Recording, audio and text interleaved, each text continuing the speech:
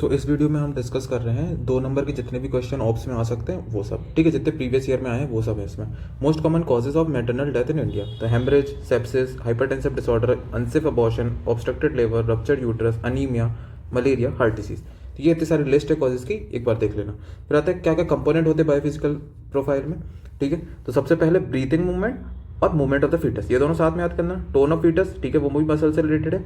अमनियोटिक fluid volume, non stress test. तो ये पांचों कंपोनेंट है। कौन कौन से? Breathing movement, tone of the foetus, movement of the foetus, amniotic fluid volume, non stress test.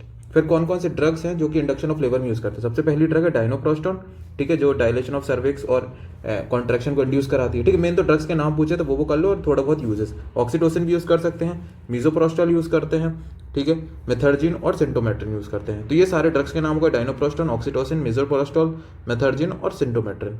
फिर नेक्स्ट आता है क्या कॉम्प्लिकेशन है ऑफ पीटर्न बर्थ। पीटर्न बर्थ के क्या क्या कॉम्प्लिकेशन है? Birth asphyxia, pulmonary hypertension, meconium aspiration, renal dysfunction, hypocalcaemia. Immunodeficiency हो सकती है, आरओपी हो सकता है, हाइपोथर्मिया हो सकता है, हाइपोग्लाइसीमिया हो सकता है। तो ये सारे क्या क्या होगा? न्यूनेटल कॉम्प्लिकेशन है ना। ये सब birth asphyxia, pulmonary hypertension, meconium aspiration, renal dysfunction, hypocalcaemia, hypothermia, hypoglycaemia, 3 hypo हो गए, इम्यूनोडेफिशिएंसी, आरओपी। फिर क्या एसेंशियल कंपोनेंट है एएमटीएसएल?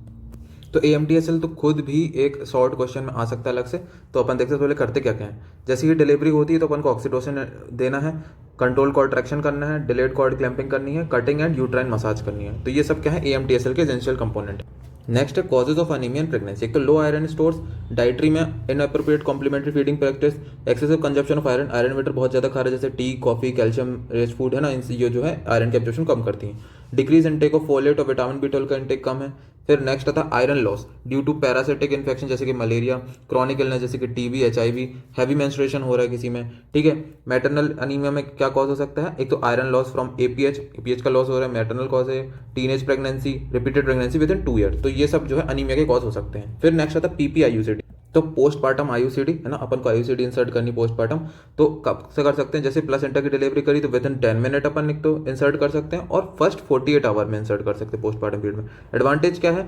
Non intolerance with the breast feeding से कुछ इसका वो नहीं होता है कि उसमें गड़बड़ी करे। Associated with the less discomfort, fewer side effect होते हैं, ठीक है। तो डिस्कम्फर्ट बहुत कम होती है, ब्रेस्ट फीडिंग से कोई भी इंटरफेरेंस नहीं करता है। Allow women to obtain safe, long acting and highly effective contraceptive, और पॉपुलेशन कंट्रोल के तो आखिरी में काम आती है। तो ये सारे हैं पीपीआईयूसीडी के। फिर नेक्स्ट आता है इमरजेंसी कॉन्ट्रासेप्शन। तो अब नेक्स्ट होता है इमरजेंसी कॉन्ट्रासेप्टिव। तो इसमें क्या करते हैं? कॉपर टी और पिल्स, है ना। इमरजेंसी कॉन्ट्रासेप्टिव क्या है कि अनप्रोटेक्टिव इंटरकोर्स के बाद अगर कॉन्ट्रासेप्शन चाहिए हो तो वो उसको बोलते हैं इमरजेंसी कॉन्ट्रासेप्शन। तो सबसे पहले कॉपर टी एडमिनिस्टर कर सकते हैं। पिल्स में ओसीपी आते हैं जो कि यूएचपी मेथड से, ठीक है। अगर हाई डोज अपन ओसीपी दे रहे हैं तो 12 घंटे में दो टैबलेट दे सकते हैं, और अगर लो डोज ओसीपी यूज कर रहे हैं तो 4 टैबलेट 12 घंटे के इंटरवल में देना, ठीक है। ये अपन को याद होनी चाहिए रेजिमेंट, यूएसपी रेजिमेंट। फिर पीओपी, प्रोजेस्टेरोन ओनली पिल, एलएनजी 1.5 mg देते हैं। एंटी प्रोजेस्टेरोन ड्रग है यूलिप्रेस्टल 30 mg, मिफेप्रेस्टोन 10 से 50 mg दे सकते हैं। तो ये इमरजेंसी कॉन्ट्रासेप्टिव 2 नंबर में काफी है। फिर एच मोल का या फिर वेसाइकुलर मोल का फॉलोअप में क्या क्या करते हैं? सबसे पहले inquiry about the relevant symptom like irregular vaginal bleeding, persistent कंप और ब्रेथलेसनेस। तो इसकी इंक्वायरी करेंगे, ऐसा कुछ तो हो नहीं रहा है। फिर एब्डोमिनल वजाइनल एग्जामिनेशन करते हैं, involution of the uterus and ovarian size, ये दोनों चीजें देखते हैं अपन।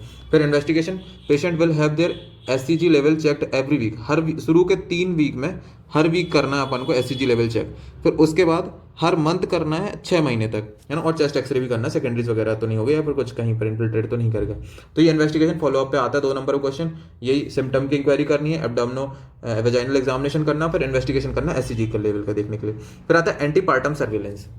तो ये सर्वेलेंस मदर में करते हैं, और एंटीपार्टम मतलब बिफोर बर्थ करते हैं। तो क्यों करना है पहले वो देख लेते हैं। सबसे पहले 2/3 of the foetal death occur before the onset of labour. Labour के पहले ही 2/3 जो डेथ होती है इंट्रायूट्राइन, वो फीटल की जो डेथ होती है वो बिफोर बर्थ ही हो जाती है 2/3 जो है, ठीक है। Many antepartum death occur in women at risk for uteroplacental insufficiency. जो बहुत सारी डेथ होती है वो यूट्रोप्लेसेंटल इंसफिशिएंसी की वजह से होती है, ठीक है। आइडियल टेस्ट क्या होता है? ऐसा टेस्ट जो अपन को बता सके कि इसका रिस्क है और अपन इंटरवेंशन भी कर सके, है ना। मतलब ऐसा टेस्ट नहीं होना चाहिए कि अपन को बाद में बता रहा है और इसको अपन बचा भी नहीं पा रहे। तो allow intervention before the foetal death and damage from the asphyxia, ठीक है। उसके पहले बताया कि अपन कुछ इंटरवेंशन कर सकते हैं, जब वो चीज़ हो जाए तब ना बताए। फिर method for antepartum foetal assessment, कौन कौन से टेस्ट यूज कर सकते हैं? Foetal movement counting, assessment of uterine growth, antepartum foetal heart rate and testing, BPP, Doppler ultrasound, contraction stress test, amniotic fluid volume, cardiotocography, non stress test, ठीक है। तो ये सारे जो टेस्ट हैं अपन यूज़ करते हैं एंटीपार्टम सर्विलेंस में, ठीक है। फिर आता है लो बर्थ वेट। तो अब सबसे पहले क्लासीफाई करते हैं लो बर्थ वेट किसको बोलते हैं, 2.5 kg से कम हो। Very low birth wait 1.5 kg से कम हो। Extremely low birth wait 1 kg से कम हो। क्या क्या फैक्टर है जो कि इन्फ्लुएंस करते हैं लो बर्थ वेट में, तो प्री टर्म बर्थ हो जाए तो छोटा बच्चा होगा, सोशियो इकोनॉमिक स्टेटस खराब, तो न्यूट्रिशन अगर अच्छे से नहीं ले रहा है तो भी दिक्कत होगी। इंट्रायूट्राइन एनवायरमेंट अगर अच्छा नहीं है ना, कुछ भी ओलिगोहाइड्रोमनियोज है यार, कुछ भी दिक्कत है इस वजह से लो बर्थ वेट हो सकता है। इन्फेक्शन की वजह से लो बर्थ वेट हो सकता है। पल्मोनरी हेमरेज ये सब है तो लो बर्थ वेट। तो क्या क्या फैक्टर हैं जो कि लो बर्थ वेट को इन्फ्लुएंस करते हैं, तो वो ये हो गया। क्लासिफिकेशन लिख देना, लो बर्थ वेट के कॉजेज लिख दिए। फिर उसके बाद आता है lactational failure, condition where mother is not able to produce milk, ठीक है। प्रेगनेंसी के बाद, डिलीवरी के बाद अगर मदर मिल्क प्रोड्यूस नहीं कर पाती उसको बोलते हैं लैक्टेशनल फेलियर। क्या क्या कॉज हो सकते हैं, मैटरनल कॉज में डायबिटीज मेलाइटिस, एसएलई और hypertension. Physical disability, psychiatric disorder है, ठीक है। कुछ एंडोक्राइनोपैथी हो सकती है, थायराइड, पिट्यूटरी, ओवेरियन, तो इस जनरल कॉज हो गए। कुछ ड्रग्स है जिसकी वजह से भी हो सकता है, कैल्सिटोनिन, डायूरेटिक, एर्गोटामिन, लेवोडोपा, इन सब की वजह से भी लैक्टेशनल फेलियर हो सकता है। एक हाँ, सीहान सिंड्रोम भी हो सकता है, पोस्टमार्टम हेमरेज के कारण अगर पिट्यूटरी डैमेज हो जाती है तो सीहान सिंड्रोम में भी लैक्टेशनल फेलियर होता है। न्यूनेटल इलनेस जैसे कि अर्ली मैटरनल और इन्फेंट सेपरेशन कर दिया तो इस वजह से भी जो है लैक्टेशनल फेलियर हो सकता है। न्यूनेटल डिसऑर्डर्स विद पुअर शक है, अगर बेबी अच्छे शक नहीं कर पा रहा है तब भी वो नहीं होगा, मतलब निकलेगा नहीं तो बेबी पिएगा नहीं। तो neonatal asphyxia, preterm birth, Noonan syndrome, इन सब से भी लैक्टेशनल फेलियर एसोसिएटेड हो सकता है। फिर सिम्टम क्या क्या देखेंगे लैक्टेशनल फेलियर के, अगर मदर मिल्क प्रोड्यूस नहीं कर पाई तो इन्फेंट जो है सेटिस्फाई नहीं होगा, मतलब उसकी फीड कंप्लीट नहीं होगी तो वो बहुत रोएगा, भूख लगेगी बहुत, ठीक है। वांट टू नर्स फ्रिक्वेंटली, बार बार दूध पीने की कोशिश करेगा, ठीक है। टेक वेरी लॉन्ग फीड्स, बहुत ज़्यादा देर तक दूध पिएगा। इम्प्रॉपर वेट गेन, ठीक है, वेट गेन नहीं होगा। फिर साइन में क्या क्या, वेट लॉस होगा, बहुत ज़्यादा 10% ज़्यादा वेट लॉस हो जाएगा। जो बर्थ के बाद जो वापस से बेबी रीगेन करता है वेट वो नहीं कर पाएगा। No urinary output, absence of yellow stool, ठीक है, कुछ खा ही नहीं रहा तो स्टूल कहीं निकलेगा। तो ये सब होगा लैक्टेशनल फेलियर। सबसे पहले कॉजेज देखे, क्या क्या सिम्टम देखते हैं, क्या क्या साइन देखते हैं, ठीक है। फिर नेक्स्ट आता है कि क्या क्या टोलेक जो है selection criteria for trial of labour after C section. C section के बाद क्या क्या क्राइटेरिया होता है वेजाइनल डिलीवरी कराने का। सबसे पहले ट्रायल ऑफ लेबर लेने का, तो सबसे पहले डिग्री ऑफ पेल्विक कॉन्ट्रैक्शन देखेंगे, है ना, कि सीपीडी नहीं होना चाहिए। शेप ऑफ पेल्विस नॉर्मल होना चाहिए। फेवरेबल वर्टेक्स पोजीशन होनी चाहिए। इंटैक्ट मेम्ब्रेन होना चाहिए जब तक सर्विक्स डायलेट नहीं होता है। इफेक्टिव यूट्राइन कॉन्ट्रैक्शन होने चाहिए। Emotional support of the women, ठीक है। तो ये सारे क्राइटेरिया, ये सारे अगर इसमें मतलब शो कर रहा है वो, तो तभी अपन टोलेक करेंगे, ठीक है। फिर उसके बाद आता है ओजीटीटी एक बार आया था 2 नंबर में। तो ओजीटीटी में अपन ये देखते हैं कि जो वुमेन की बॉडी है वो एक्स्ट्रा ग्लूकोज को टॉलरेट कर पा रही है नहीं कर पा रही है। अगर नॉर्मल वुमेन होगी, डायबिटिक नहीं होगी, तो उसमें शुगर का लेवल इतना ज़्यादा नहीं बढ़ेगा, पर अगर डायबिटिक वुमेन होगी तो शुगर का लेवल बहुत ज़्यादा। तो प्रोसीजर क्या, एक नाइट पहले फास्टिंग करनी होती है। फास्टिंग ब्लड ग्लूकोज अपन मेजर करते हैं, 75 ग्राम 150 ml में घोल के दे देते हैं अपन ग्लूकोज, ठीक है। फिर अपन अलग अलग टाइम पे ब्लड सैंपल लेते हैं, ठीक है, 1 घंटे, 2 घंटे और 2.5 घंटे पे लेते हैं, और उसका यूरिन सैंपल भी लेते हैं। अगर फास्टिंग ब्लड ग्लूकोज 110 से कम है तो नॉर्मल है, अगर 126 से ज़्यादा तो डायबिटिक है। 2 घंटे बाद पोस्ट पैंडियल 140 से कम है तो नॉर्मल है, अगर 200 से ज़्यादा है तो डायबिटिक है, ठीक है। AMTSL जो है पूरा शॉर्ट में आता है, तो वो करना ही है ना, वो शॉर्ट के हिसाब से कर लेना, तो वो अलग है। फिर आता है सीवियर फीचर, क्या क्या हो सकते हैं प्रीलिम्स में, बीपी बहुत ज़्यादा बढ़ जाता है, क्रिएटिन का लेवल 1.1 से ज़्यादा हो जाएगा, hepatic dysfunction, new onset headache होगा, प्लेटलेट काउंट 1 लाख से कम हो जाएगा, पल्मोनरी इडीमा, ठीक है। तो ये सारे सीवियर सिम्टम है। फिर physical feature of term newborn infant में क्या क्या देख सकता है, अगर कुछ एबनॉर्मलिटी या नॉर्मल भी क्या देखेगा। सबसे पहले वाइटल एग्जामिनेशन करेंगे तो टेम्परेचर रिकॉर्ड करेंगे, रेस्पिरेशन देखेंगे, रेस्पिरेशन 30 से 60 पर मिनट होता है, पल्स की जो नॉर्मल रेंज है 100 से 160, बीपी की नॉर्मल रेंज 45 से 60 है जी। जनरल एग्जामिनेशन करेंगे तो इसका कलर पेलर दिख सकता है अपन को, अनीमिया की वजह से साइनोस हो सकता है, जॉन्डिस भी मिल सकता है अपन को, ठीक है। स्किन रैशेस जो नॉर्मली प्रेजेंट होते हैं, मिलियम मिल सकता है, एरिथमा टॉक्सिकम, डाइपर रैश मिल सकते हैं। हेड में लार्ज फॉन्टेनल मोल्डिंग दिख सकती है, आईसीपी रेज्ड है तो भाई उसके हिसाब से भी सिम्टम मिल सकते हैं, ठीक है। तो ये सारे जो टर्म बेबी है उसमें देख सकते हैं। फिर आता है episiotomy, it is surgical incision of the perineum and the post vaginal wall generally done in the by the midwife and और ऑब्स्टेट्रिशियन, ठीक है। एक अपन सर्जिकल इंसिजन देते हैं पेरिनियम में, जिससे कि जो डिलीवरी है उसका टाइम कम हो और इजीली डिलीवर कर सकें। Usually perform during the second stage of the labour to quickly enlarge the opening for the baby to pass through, ठीक है। जो वेजाइनल कैनाल है उससे आसानी से बेबी निकल सके, इसलिए अपन ये सर्जिकल इंसिजन देते हैं। रिस्क फैक्टर क्या, ब्लीडिंग हो सकती है, टीयर हो जाएगा रेक्टल मसल का, एनल स्फिंक्टर का, तो भाई इनकॉन्टिनेंस हो जाएगी, स्वेलिंग हो सकता है। फिर टाइप्स है मीडियोलेटरल, मीडियन, लेटरल और जे शेप, तो ये टाइप है, ठीक है, नाम होने याद आने का, मीडियोलेटरल, मीडियन, लेटरल और जे शेप, ठीक है। फिर आता है importance of antenatal care. Importance क्या है एंटीनेटल केयर का, एंटीनेटल केयर का इंपॉर्टेंस है कि identify the risk factor from the previous obstetrician history. तो अपन पहले हिस्ट्री ले लेंगे तो पता चल जाएगा क्या क्या रिस्क फैक्टर हैं इसमें। Identify the potential complication and risk factor, क्या क्या कॉम्प्लिकेशन हो सकते हैं, क्या क्या रिस्क फैक्टर हैं, उस हिसाब से देख सकेंगे और अपन अर्ली इंटरवेंशन कर सकें, है ना। एक हेल्थ एजुकेशन प्रोवाइड करते हैं, screen for health condition that can affect the mother and the foetus, screening करते हैं अपन एंटीनेटल केयर में। तो अगर स्क्रीनिंग अपन ने पहले कर ली, पहले से ही पता चल जाएगा कि इसका रिस्क है, तो अपन पहले से ट्रीटमेंट या इंटरवेंशन कर सकते हैं। तो ये हो गया इंपॉर्टेंस। बायोफिजिकल स्कोर के अपन कंपोनेंट देखे थे।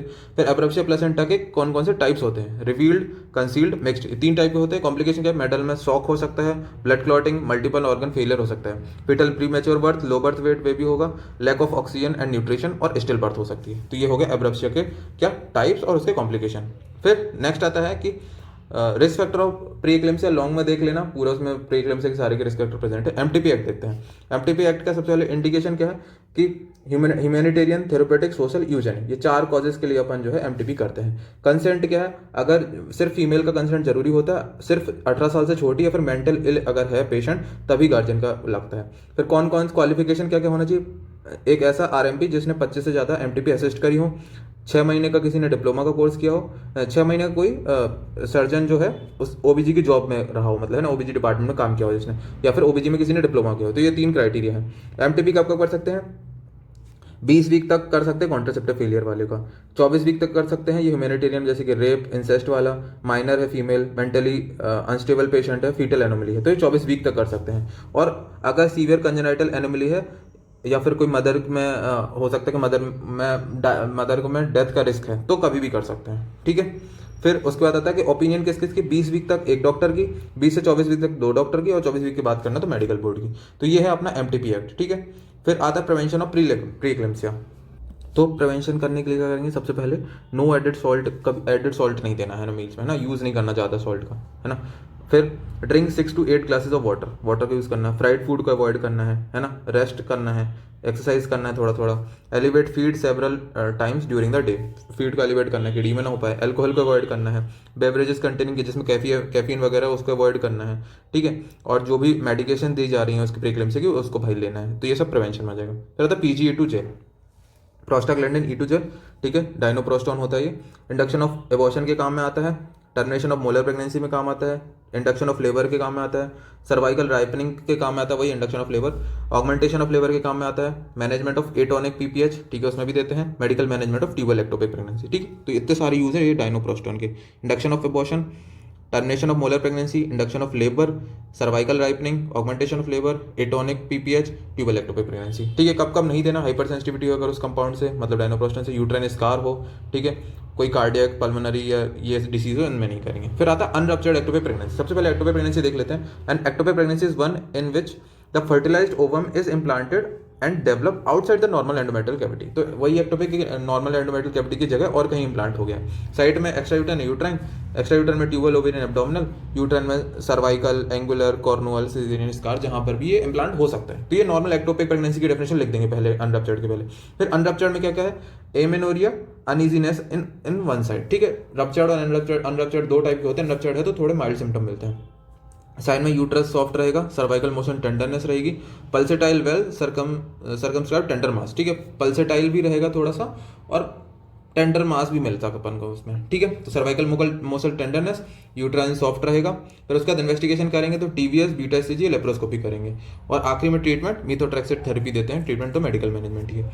फिर उसके बाद आता है कि तो वेंट हाउस का फोर्सेप के ऊपर क्या एडवांटेज है। सबसे पहले एनेस्थीसिया की जरूरत नहीं पड़ती है, स्पेस बहुत कम लेता है, फोर्सेप्स से ज़्यादा स्पेस नहीं लेता है, ट्रैक्शन फोर्स कम रहता है, अनरोटेटेड माल रोटेटेड बच्चे में भी यूज़ कर सकते हैं, पेरिनियल इंजरी के चांसेस कम है, आसानी से सीख सकते हैं, ईजियर टू लर्न, है ना। जो डिस्कम्फर्ट है वो भी कम होता है, और जो इंजरी होती है वो भी कम होती है, लेस जेनाइटल ट्रैक्ट लेसरेशन, ठीक है। तो ये सारे एडवांटेज हैं वेंट हाउस के, वही वैक्यूम जो असिस्टेड डिलीवरी करते हैं। फिर आता है threatened abortion, any bloody discharge और bleeding during the first of the pregnancy, है ना। तो उसको अपन बोल सकते हैं थ्रेटेंड एबॉर्शन, है ना, मतलब अभी स्टार्ट हो रहा है एबॉर्शन और अभी उसको प्रिवेंट कर सकते हैं। एक्सट्रीमली कॉमन है। Prognosis increase risk of preterm delivery, low birth weight, perinatal death. तो इसमें ये इन सबके रिस्क बढ़ जाते हैं, preterm delivery, low birth weight, perinatal death के। फिर उसके बाद आता है smoking, alcohol, fever, caffeine, age अगर ज़्यादा है, बहुत कम है, कोकीन, एनसेड, ग्रेविडिटी, तो ये सारे रिस्क फैक्टर हैं थ्रेटेंड अबॉर्शन के। क्लिनिकल फीचर में अगर देखें तो usually bleeding begin first through a closed cervical ओस। क्लोज सर्वाइकल ओस क्लोज इसलिए अपन थ्रेटेंड बोलते हैं। ऑफन पेनलेस और सुप्राप्यूबिक पेन होगा। फीटल हार्ट रेट अपन को डिटेक्ट होगी क्योंकि थ्रेटेंड है, अबॉर्शन हुआ नहीं है, ठीक है, तो इसको प्रिवेंट कर सकते हैं। फिर उसके बाद PROM, तो spontaneous rupture of membrane any time beyond 28 week of gestation but before the onset of labour.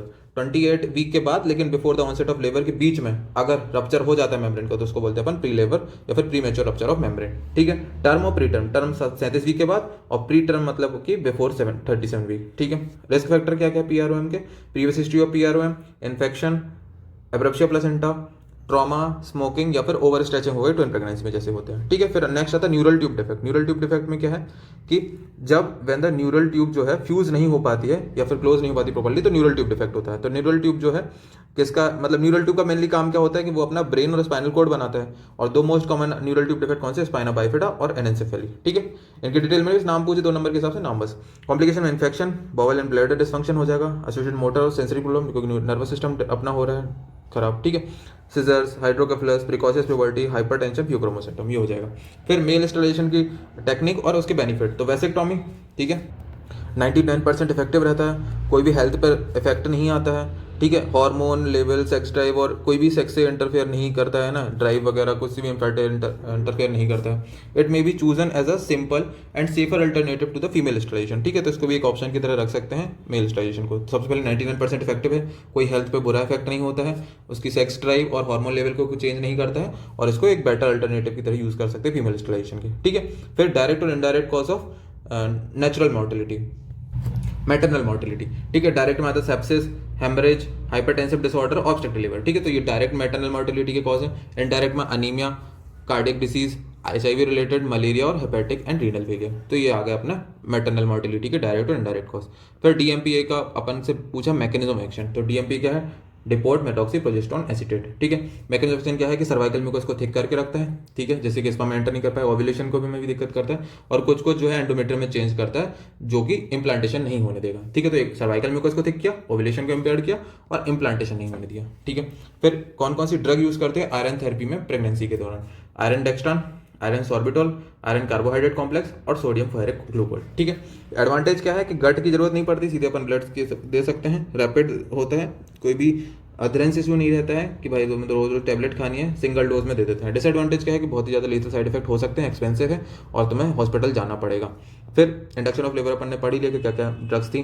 फिर आता है mifepristone, use to pregnancy termination and कोसेन सिंड्रोम। एक तो प्रेगनेंसी को टर्मिनेट करने का काम आता है मिफेप्रोस्टोन में, ठीक है। अपन याद है मिफेप्रोस्टोन मिसोप्रोस्टोल दोनों है अबॉर्शन में काम आते हैं। फिर साइड इफेक्ट में फीवर हो सकता है, हार्ट रेट बढ़ जाएगी, पेल्विक पेन हो सकता है, नोजिया, वॉमिटिंग, डायरिया, वीकनेस, ये सब हो सकता है, ठीक है। फिर नेक्स्ट आता है कि ब्रेस्ट फीडिंग की क्या क्या बेनिफिट है।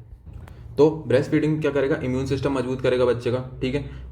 पोस्टमार्टम डिप्रेशन का रिस्क कम होता है मदर के अंदर, डायबिटीज, रेस्पिरेटरी इशू और कोई भी जो कैंसर वैंसर है उनका रिस्क कम होता है, ठीक है। बेस्ट सोर्स है न्यूट्रिशन के लिए बेबी के लिए ब्रेस्ट मिल्क, ठीक है। Protect baby against short and long term illness and disease, ठीक है। प्रोटेक्ट अगेंस्ट इन्फेक्शन, यही इन्फेक्शन से बचाएगा, इम्यून सिस्टम मजबूत करेगा, मम्मी को जो है पोस्टमार्टम डिप्रेशन नहीं होने देगा, है ना, जो भी लॉन्ग टर्म डिसीज वो सब नहीं होगा और बेस्ट न्यूट्रिशन का सोर्स है। ब्रीच प्रेजेंटेशन का क्या क्या कॉज हो सकते हैं? प्री मैच्योरिटी, घूम ही नहीं पाया, पहली डिलीवरी हो गई। ग्रैंड मल्टीपेरा, जगह ही नहीं है तो ब्रीच हो सकती है। यूट्राइन एनोमली, है ना, आड़ी तिरछी जगह तो हो गया। प्लेसेंटल प्रेवियर, नीचे नीचे हेड एंगेज करने की जगह ही नहीं है। फिब्रॉइड हो सकता है तो ये भी अंदर कुछ दिक्कत है। हाइड्रोकेफलस सर बड़ा है तो बम नीचे आ जाएगा, ठीक है। फिर आता है LNG IUS, तो लिवेनॉल जेस्ट्रॉल इंट्रायूटेराइन डिवाइस, ठीक है। प्रोजेस्टेरॉन धीरे धीरे वो रिलीज करता है। तो क्या क्या इंडिकेशन इसके? कॉन्ट्रासेप्शन में यूज कर सकते हैं, हैवी मेंस्ट्रुअल ब्लीडिंग हो रही तो उसके ट्रीटमेंट में यूज कर सकते हैं, protection from the endometrial hyperplasia during the oestrogen replacement therapy. तो endometrial hyperplasia, heavy menstrual bleeding और कॉन्ट्रासेप्शन, इन तीनों में यूज कर सकते हैं। कौन कौन से स्क्रीनिंग मेथड है? ये सर्विस है, pap smear, VIA visual inspection of with acetic acid, colposcopy, cervicography, molecular test में अपने आ गया HPV DNA टेस्टिंग, ठीक है। ये वैसे गायनी का टॉपिक है पर इसमें पढ़ लो। फिर नेक्स्ट आता है एपिजोनोम, एपिजोनोम ये अपने पढ़ाई है। एक्सटेंडेड ब्रीच या फिर फ्रैंक बीच, है ना, एक्सटेंडेड ब्रीच को फ्रैंक बीच बोलना चाह रही है। In this position hip of the baby जो है फ्लेक्स रहेंगे लेकिन जो लेग है वो एक्सटेंडेड रहेंगे, ठीक है। हिप का जो बेबी का फ्लेक्स है और लेग जो है एक्सटेंडेड है, ठीक है, मतलब नी जॉइंट पे एक्सटेंशन है। रिस्क फैक्टर क्या क्या है? प्रीवियस ब्रीच बर्थ हुआ हो, फर्स्ट प्रेगनेंसी हो, अर्ली लेबर हो गया हो तो भाई वो बच्चा घूम नहीं पाया, abnormal shape of the uterus, ठीक है, उस वजह से क्या है अपना ब्रीच हो सकता है। Foetal factor, umbilical cord short हो, एक्सटेंडेड फीटल लेग्स, अब नॉर्मल फीटस हो, poor growth of the foetus है ना, तो ये सब कॉज क्या है, ब्रीच के कॉजेज हैं, ठीक है, ब्रीच पढ़ोगे तो उसमें भी आ जाएगा। फिर बिशप स्कोर में कौन कौन से चीज़ें आती है, सबसे पहले cervical dilation, cervical length, 2 cervix की चीज़ें हो गई, कंसिस्टेंसी, पोजीशन और स्टेशन, ठीक है। तो 4 जो होती सर्विक्स की चीज़ होती है और जो एक स्टेशन है जो है बच्चे का होता है। तो सर्वाइकल डायलेशन और सर्वाइकल लेंथ, तो इसमें एक का याद कर लो, बाकी आगे पीछे घटा बढ़ा के कर लेना। तो cervical dilation length 1 2 3 4, dilation length 1 2 3 4। फिर कंसिस्टेंसी, ये एक में सब बीच का ही रहेगा, मीडियम रहेगा कंसिस्टेंसी, पोजीशन भी मिड लाइन, और स्टेशन बस याद करना पड़ेगा -2। तो एक वाला याद कर लो, बाकी आगे पीछे करके घटा बढ़ा लेना, ठीक है। अगर मैक्सिमम स्कोर 13 होता है, 9 से ज़्यादा स्कोर है तो मतलब इंडक्शन ऑफ लेबर जो है सही चल रहा है, मतलब लेबर जो है सही प्रोग्रेस में चल रहा है। और अगर 5 से कम है तो अभी सर्विक्स जो है अभी राइप नहीं हुआ, अभी जरूरी है, थोड़ा और प्रोग्रेस करने की जरूरत है, ठीक है। फिर उसके बाद आता है PPIUCD, ठीक है। अभी PPIUCD वैसे भी अपन ने देखा था ऊपर, ठीक है। पोस्टपार्टम IUCD अपन इंसर्ट करते हैं 10 मिनट और 48 आवर तक कर सकते हैं, ठीक है। फिर आता है लोअर यूट्राइन सेगमेंट। तो लोअर यूट्राइन सेगमेंट का है thinner and less active part of the uterus in the liver.